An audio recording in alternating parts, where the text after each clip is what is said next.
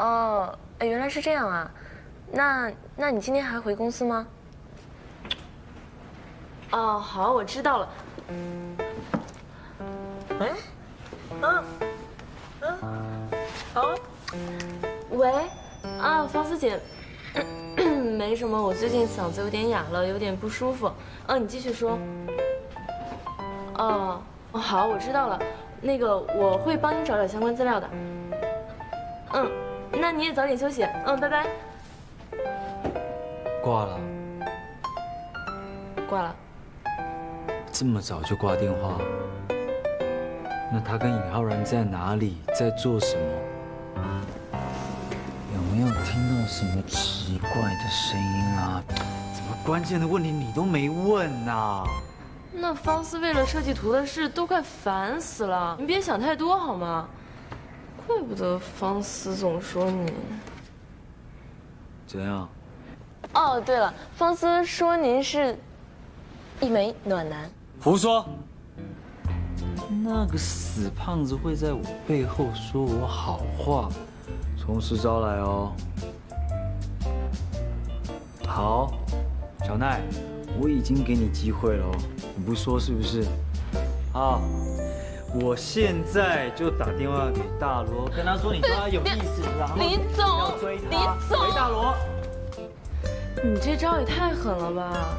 哎，好吧，好吧，方思说呢，您就是太闲。比较闲。说实话。方思说，人就是不能太闲，一闲就会想太多，一闲就会感情用事。所谓矫情屁事多，空虚寂寞冷，就是因为懒惰、寂寞闲出来的。您就是太闲。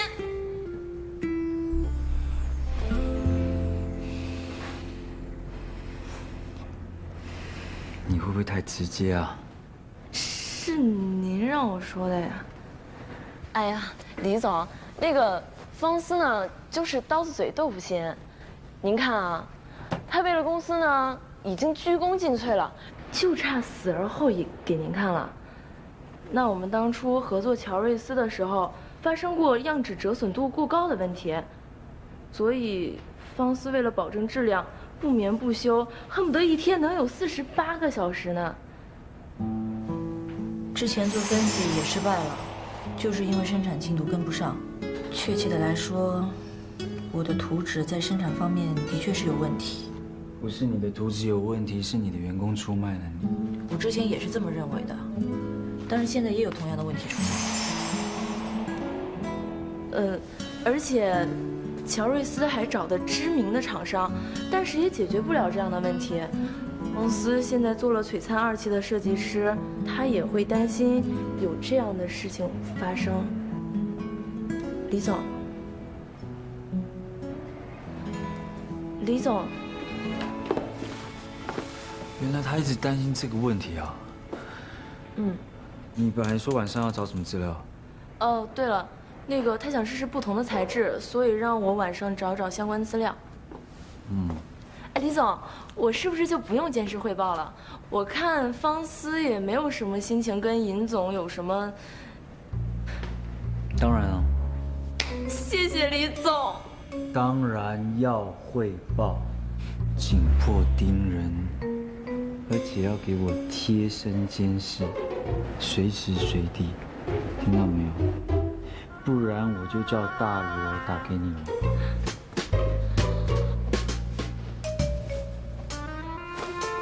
哎，你说我容易吗？上辈子欠你的。这些呢，就是现在国内最有名的几家服装厂了。哎，方思是不是焦虑症晚期啊？这修改之后的样衣效果还没看到呢，就紧张的不要的吧？他的担心不是没有道理的。璀璨这一个系列全部会点缀通灵珠宝的，而且他对服装本身的要求就很高。而且作为新的品牌，不可能让它在璀璨2期就全线制定，应该进入生产线。现在弹簧旗下的工厂对做这类衣服的经验不足，其实我们应该提前考虑到。那就试试这些呗，他们跟咱们关系挺好的，谈起来也好谈。今天方思跟我说，他想多尝试一些不同的材质，而且原料商方面也应该多找一些。哎呦喂，这焦虑症什么时候变成传染病了？你左一句方思，右一句方思，我怎么感觉我是给方思打工的？多做些准备是不会有错的。你要记住，每一个人都是为自己打工的。啊，行行行行，你说什么都行。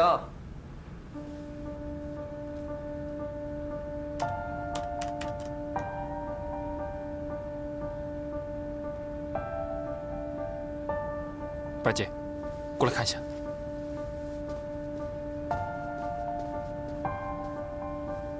还有没被咱们发掘的服装厂啊？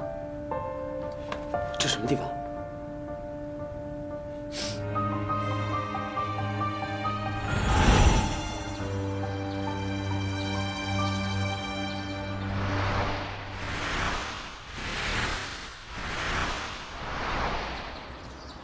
这就是我们的加工厂，环境还不错吧？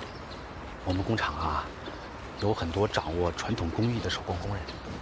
不远处就是我们的原料基地。只是我们这儿地方比较偏僻，很多老板不太愿意过来。对了，您还是第一个愿意过来看厂子的人呢。王思，当初只愿意做你的品牌，什么都不愿意做。成天做你的白日梦，还只会怪我卖你的店。我现在只用2年就开了堂皇，还买下这个厂。唉，你的 fancy 连个屁都没有。我把你抓过来看看你那个倔强。李总，这个付方思是不是欠你很多钱呀？什么意思啊？没有，我只是觉得你好像恨不得要扒了他的皮似的。他皮那么厚，才没那么好扒。哎，我带你去原料厂看一看吧。在前面，来走。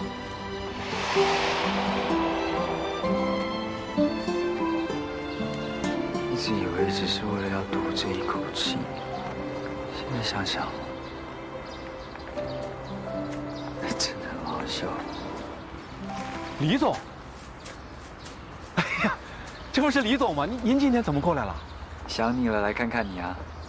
你不会是因为我们厂一直在拖你们后腿，这次来不会是打算要砍掉我们这条废腿吧？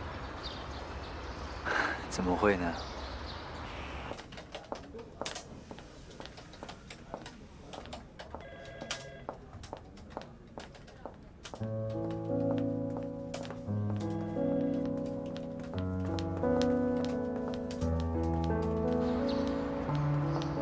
浩然，这么急找我什么事啊？好事。好事。上车吧。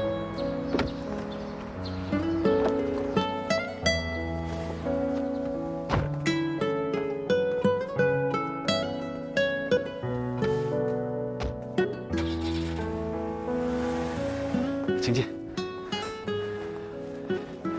这些年工厂没有接到什么生意，我也不好意思总向公司要钱，所以这不，我自作主张，就让工人们做点衣服，卖点小钱，就当自力更生嘛。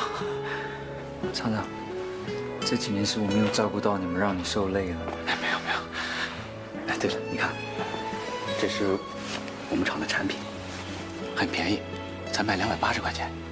我们现在公司最大的项目是璀璨，如果可以的话，我想说让你试做看看几件衣服，到时候如果做得好，可以帮忙分担一下我们生产上的任务。你觉得？真的？嗯。这么些年了，公司终于想到我们了。你说吧，要多少件？只要你一句话，我就是不吃不喝不睡，我也要给你做出来。别，厂长，你这样我压力大了。来，东西在这边，你们试做几件看看。哎，好好好。我接个电话。哎。喂，什么事啊？喂，李总，是不是有什么新的情况啊？我看到方思和尹总出去了。他们又出去？他去哪里啊？我也不知道他们去哪儿了。电影没看过吗？快跟上啊！我没车呀，李总。哎呦，反正现在已经来不及了。哎，不管了，我已经跟你汇报过了，就这样。傅方思，我在这边给你瞎操心，你又跑去跟那个谢颖的在一起。傅方思，李总，我以前总听你提到这个名字。我好像听说他现在……哦，他现在是我公司的员工。你和他不是死对头吗？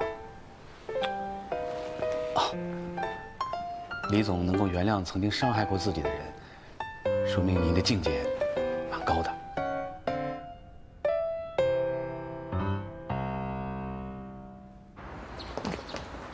这是什么地方啊？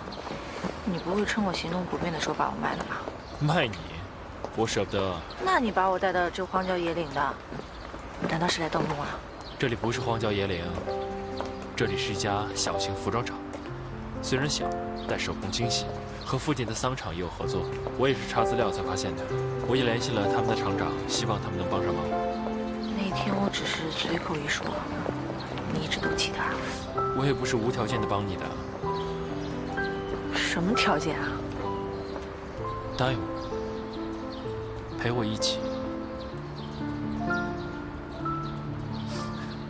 我的意思是说，陪我去郊游，等验过厂之后，我们一起去逛逛，当谢我，好吗？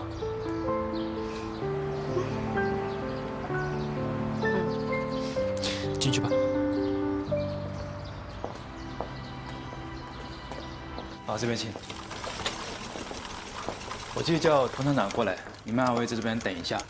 谢谢，谢谢，麻烦你。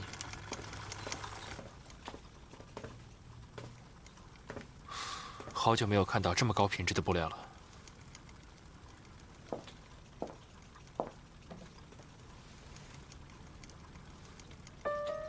创业初期呢，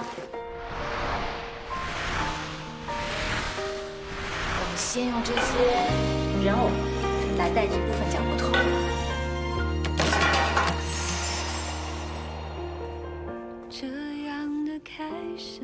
方思，方思，发什么呆啊？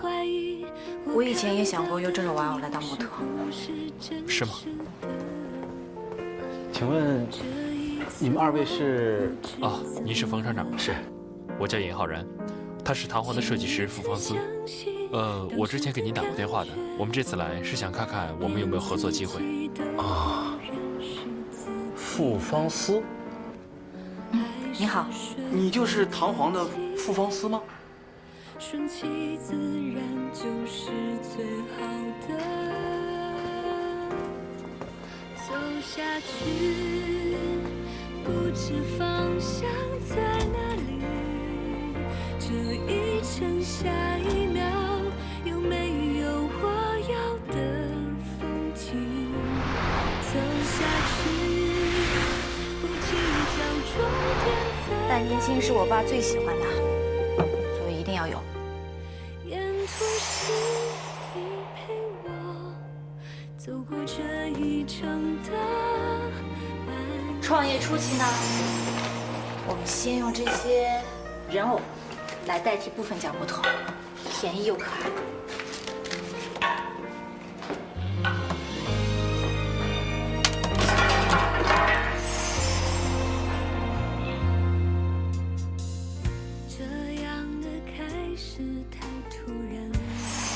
还要有很多的布料，这样我就可以随时看到样品了。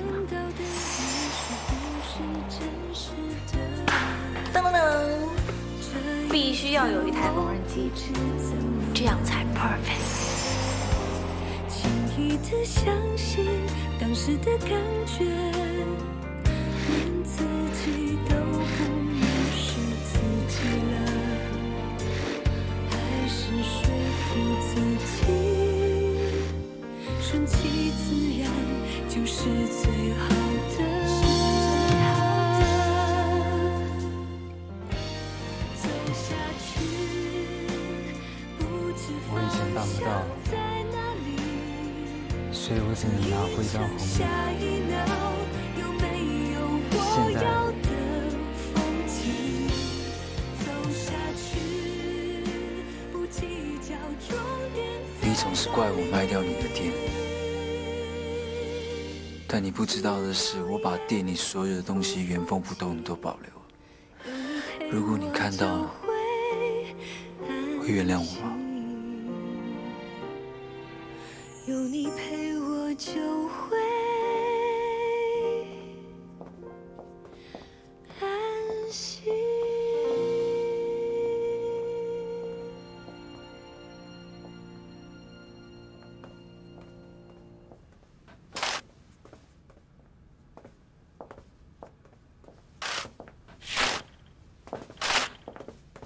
哎，李总，你看，方思来了。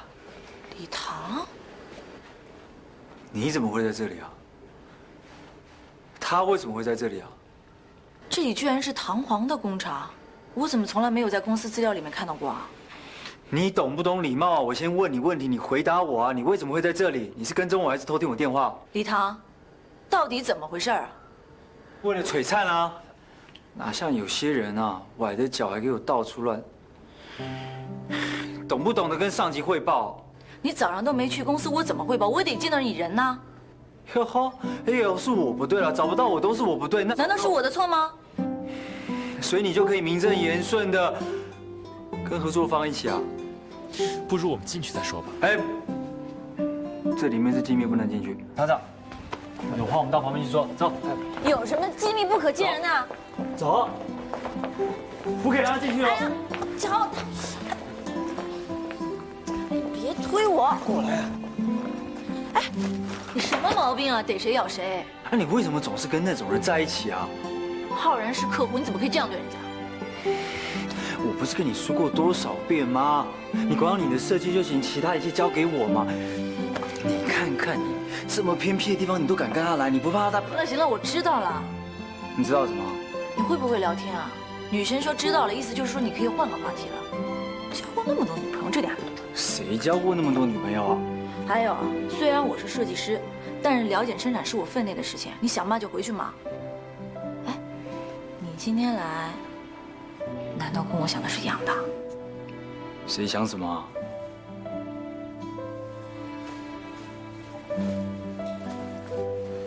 没想到这里还能居然做出这样的手工啊！你听我说。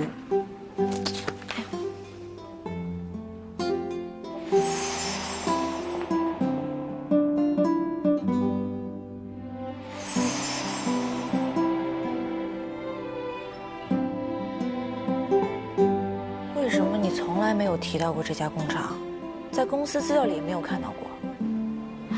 还有这间办公室，哎，我就是因为这边的原料不错嘛，所以想拿来当原料厂，不行吗？你问那么多干嘛啊？原来是这样。啊，不然呢？你以为我会为了你再扩充一间厂啊？你想得美！我告诉你哦，给我好好待在这边，不要给我乱跑。生产的事我去跟他谈，不要乱跑。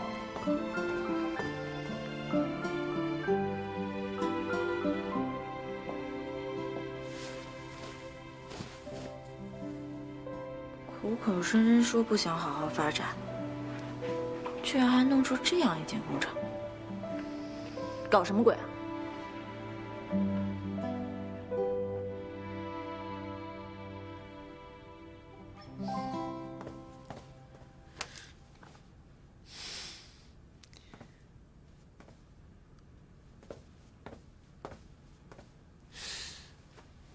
你为什么不直接告诉他，这间工厂根本就是你为了他买的？关你屁事啊！我猜，你在买下它的时候，只是想炫耀，想向他证明，他梦寐以求的东西，你可以轻而易举的得到。就因为如此，你拿这个厂来帮助他，却又害怕他知道你本来的意图。我看起来像是那么无聊的人吗？你为了爱面子说谎，只有像方思这么单纯的人才会相信你。你是做生意的，你知道这里真正的财富是什么。你留而不用，也是因为他，是吧？你跟湘南有6年的时间没有联络，就代表你们有6年的空白。变的不只是他，还有你。就算你强行想要跟他联络，最后你们还是维持不了。但我们不一样，你们？傅方思现在是唐王的员工，也是我的前女友。你现在看上的这个地方，已经是我名下的产业。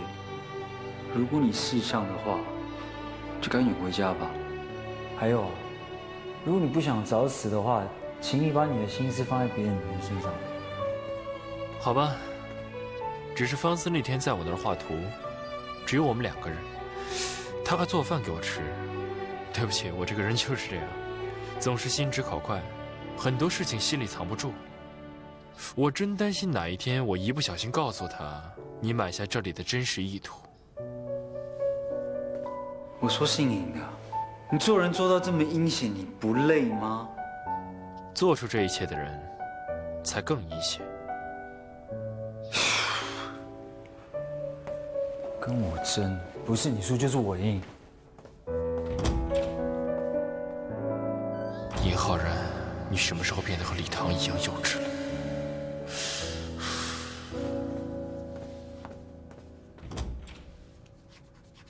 哎呀，方思啊，你画的真棒哎！哎，如果你有时间的话，以后帮我们画点花样怎么样？真的啊？啊，我觉得这里特别的棒，礼堂居然都还没有跟我们说，我以后应该会常常来的。到时候常常别不欢迎啊！哎，怎么会呢？我们这儿好东西太多了，就是这外面知道的人少。哎，我们这儿啊有一条古镇老街，你想不想去看看？真的啊？啊？哎，李总，怎么样？哦，李总刚才向我大致介绍了一下，等杨一出来，的确可以分担一部分份额，不过还要验下场。对啊，公私分明，当然要照规矩来嘛。嗯，这样也对。我刚刚还拿了些原料样品和参数明细呢。刚才冯厂长说这附近有一条古镇老街，我还想去看一看。我陪你去。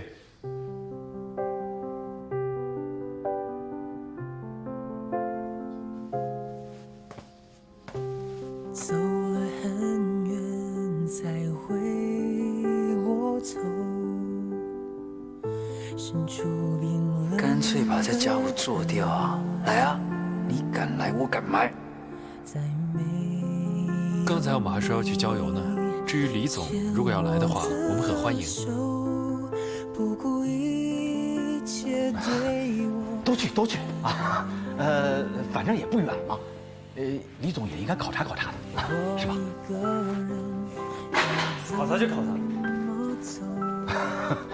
去吧，都去吧。我给你们准备点本地特产，一会儿回来吃啊。啊，好，谢谢。谢谢厂长。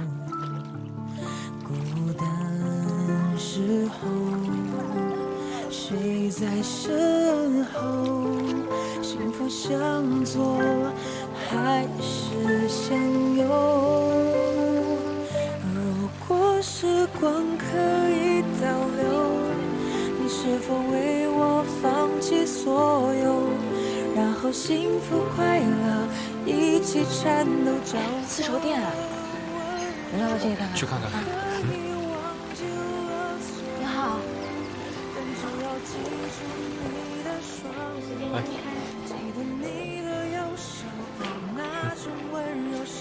可以打开看看。谢谢啊。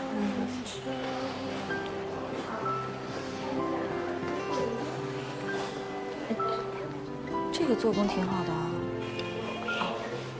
来。而且我们这个品牌的话，也是今年参加米兰世博会的哦。哇，先生，你女朋友围得好好看哦，气质比较好。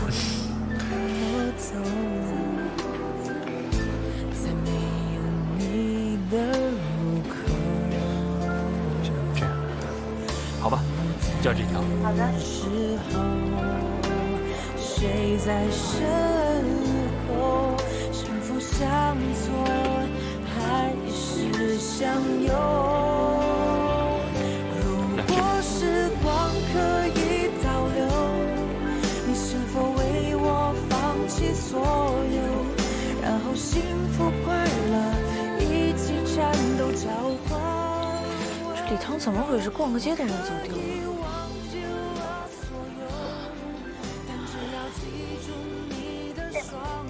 打的电话暂时不。这里信号不好。哎，你看你的腿还没有完全好，坐下，休息一会儿。放心吧，这么大一个人不会走丢的。走丢倒是不会，就是这天都快黑了。你心里还有他吗？怎么可能啊！我当初是不知道怎么会想他，现在我早就明白了。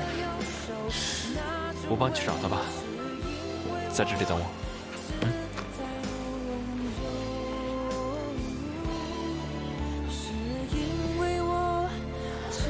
该死的李唐，不知道跑哪儿去了。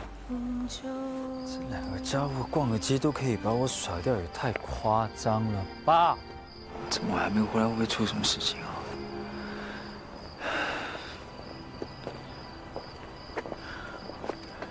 你们还知道要回来啊？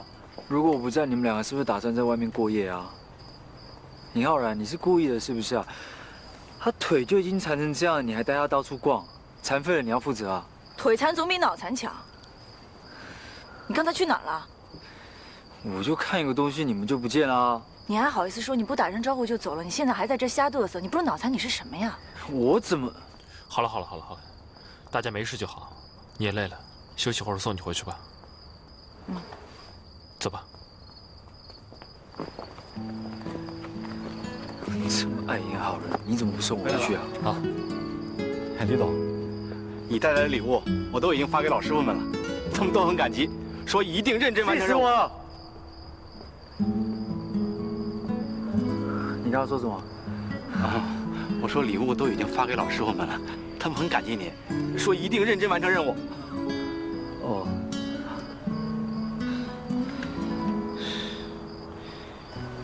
你没事吧？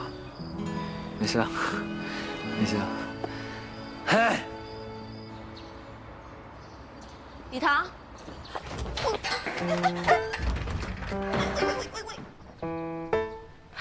你眉毛底下那两葫芦坏的了，没看见我啊？你还气上了是吧？昨天明明是你不对，怎么那么幼稚啊？我就是幼稚，怎么样？谁叫你昨天跟那个姓的玩的那么开心？走开啊！我们还玩得那么开心，不是为了找你，我们早就回去了。你忘了你有夜盲症的残疾啊？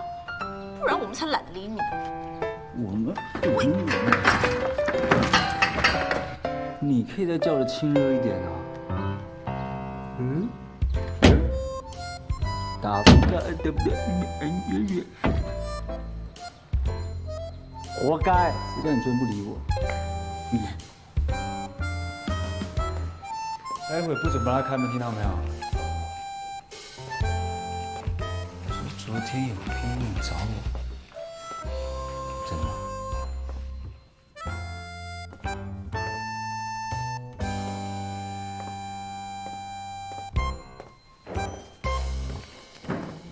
李总好。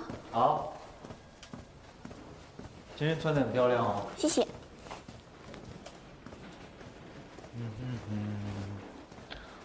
哟，干嘛？早上吃坏肚子啊？哎，一大早打那么多电话给你，你一个都不接，你几个意思啊？是吗？哎呦，不好意思，刚刚电话关静音，怎么啦？关静音，你做贼去了？通灵出事了。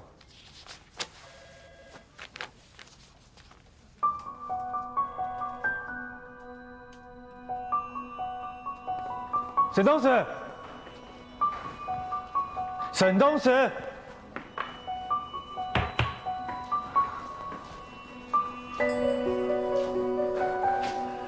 我们合作的好好，为什么突然提解约啊？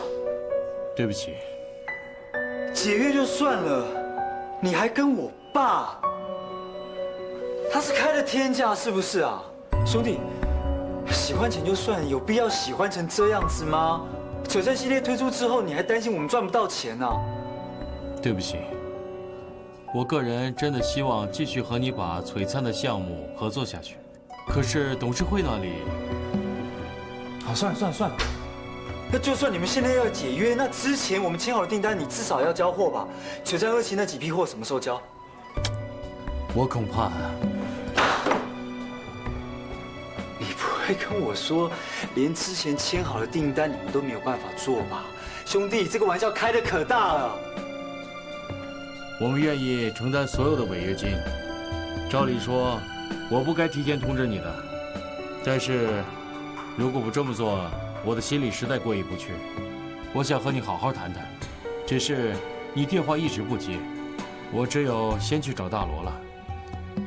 我能做的也只有这些了，这是董事会的决定，我实在是没有办法。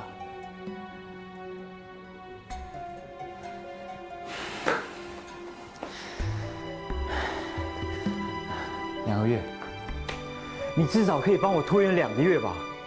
以你们通灵现在的市值、资金评估、金融送审，也需要这样的时间，不是吗？可是2个月，你又能做什么呢？托你的福，我会想办法。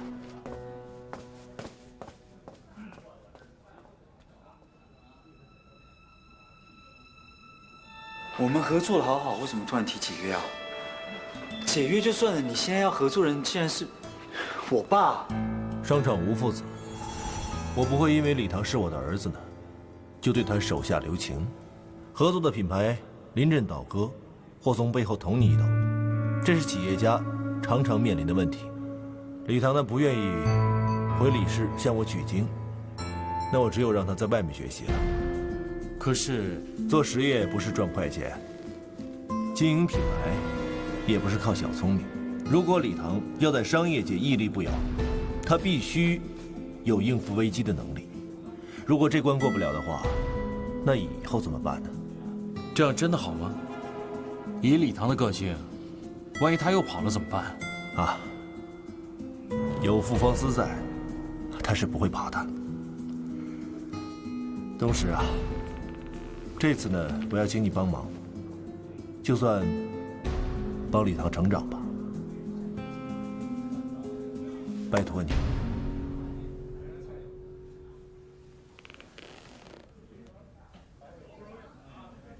喂，伯父，你交代的事我已经办完了，不过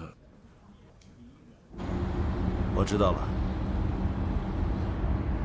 李董，刚刚助手来电话说，大批记者媒体已经等在门口了。啊，李董，现在各项准备都还没完成，您为什么要提早发布消息啊？当时果然如我所料，还是提前通知了礼堂。那现在，我不会让唐璜跳出来碍事的。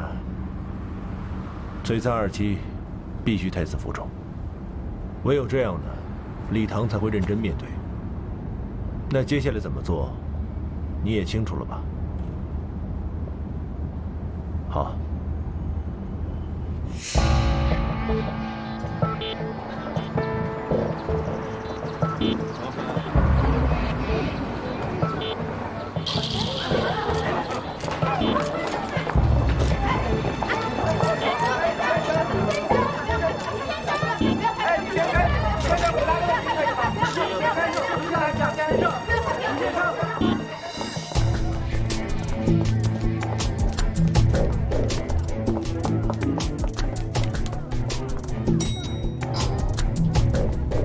各位观众，根据突然得到的消息，李氏集团今天会宣布全面收购通灵珠宝。这项计划曾因通灵珠宝与唐璜合作而一度搁浅。李氏囊括通灵珠宝之后，将垄断1、2线珠宝品牌，成为世界顶尖的珠宝集团。业内揣测，这其实是一场父子联手的跨行业先进合作。礼堂压制璀璨新品上市，无疑成为其父收购通灵的助力。我也10岁了啊，这赤裸裸的黑幕啊！现在不要脸还可以组团了，把我们当猴耍是吗？通灵撤了，那以后璀璨怎么做？以前代理分 C 的时候就已经失败了，这个再完了，董事会会发狂的。媒体说什么你就信什么，长时间不用脑子的话会变成白痴。李唐和他父亲什么关系？你又不是不知道，他怎么会帮他父亲收购通灵呢？那就算联手是假的，那通灵卖公司总归是真的了吧？没有了通灵珠宝，璀璨叫什么璀璨啊？当初花了那么多的财力心思，搞了一个设计师大比拼，然后去宣传，去通渠道。哦对，还有，咱们国外签的那些客户，现在不都是血本无归吗？这个李唐的老爸可真是个绿巨人啊，一出手就无差别攻击啊！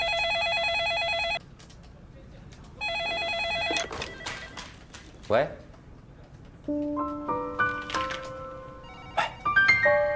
李成瑞的秘书，沈东石这个家伙也太不地道了。一方面又说提前会通知我，一方面又让李氏召开新闻发布会，搞什么？无间道，两面三刀啊！这是李氏单方面的宣布，我爸他应该猜到他会提早跟我说，所以他连准备的时间都不给我。大哥，我还想知道一件事，他是不是你亲爹啊？还有，喂，你怎么一点都不在乎啊？在乎有用吗？你是不知道现在什么状况是吗？喂，通灵现在是宁愿付违约金给我们，也不供货，到时候一大串客户索赔起来，我们怎么办？整个堂皇赔出去都不够填的。你去做牛，到时候我就去做马了。行啊，先召开记者发布会，然后应对通灵被收购的消息，安抚那些客户之后，我们再没有之后了。照这样下去，堂皇没有以后了。我上哪去填通灵这么大一个空子？当初你为了买福方丝那个品牌，花了那么多，你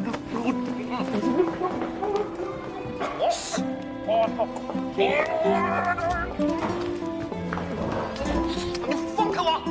你还有心情躲他？当时你要不是为了他拖延那个生产，你爸怎么会有这么好的机会？你要搞垮我们公司？现在好了。 通灵被李氏收购了，整个璀璨都得跟着完蛋。要不要给你个扩音器啊？哈，让全公司人知道算了。那这种事瞒得了吗？全公司上下早晚都知道。你自己好好想想，当时为了买福方丝那个没上市的品牌，你花了多少钱？大哥，3000万，3000万，化成纸，整个房间都堆满了。我真是不知道，你上辈子欠他什么了啊？这辈子要这么还他？你说够了没有？没够。要我够，只有一个办法，你去求你爸。 对吧？虽然商场无父子，但终究虎毒不食子吧。求他，怎么求啊？那跪下来求了，有什么办法？喂，少爷，你就别来想着站着就能把钱挣了，对不对？你看看全公司上下老老小小啊，为了我们，跪死吧，好不好？你还说沈东石那种人为了钱什么都干得出来，你呢？你跟他有什么两样？呸！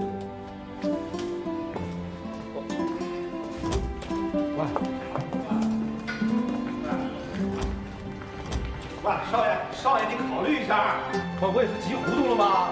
喂，少爷，你自己好好想想，当时为了买福方丝那个没上市的品牌，你花了多少钱？大哥，3000万，化成纸，整个房间都堆满了。我真是不知道，你上辈子欠他什么了啊？这辈子要这么还他？李唐。 还有多少我欠了你的，我自己却不知道。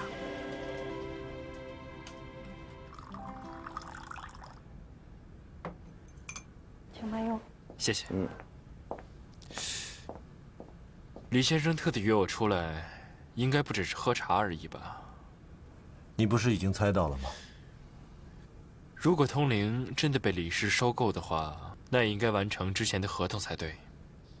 不然的话，李氏要如何应付通灵庞大的客户群追偿呢？所以，我没有理由在这个时候对璀璨失去信心。其他的合同没有问题，与唐皇的合同必须终止。通灵董事会真是目光短浅。如果璀璨2期真的上市的话，必定会成为国内1线品牌，到时通灵的市值 将远不止现在李氏开的价码。他们以为他们占了便宜，其实吃了大亏。通灵董事会的确只顾到眼前的利益，而忽略了项目的潜力。但对李氏而言呢，在通灵核算资本期间，我们当然希望董事局不要有重大的变故。李先生的意思是，宁可替通灵支付高昂的违约金，也要让他停止供货。 没有错，所以啊，特别通知尹先生一声，璀璨2期不可能上市，所以尹先生不必再投入资金了。那我是要谢谢您了。璀璨2期有巨大的潜力，李先生不在服装业内都能看得出来，我更没有理由在这个时候放弃。你去弹簧的分一杯羹，不如把璀璨据为己有。静观其变，是乔瑞斯最大的收获，不是吗？你怎么知道乔瑞斯与弹簧的合约内容？我做生意那时候，你可能还没出生呢。有傅方思工作室的前车之鉴，再加上乔瑞斯的经营策略，我即使没有看到合约，大概也猜得出来。李先生，有一件事情我真的不太明白，要这样打击自己的儿子，您到底是为什么？我们的家事不劳尹先生费神了。看来李先生这一次是要我非答应不可了，是吧？你没有更好的选择。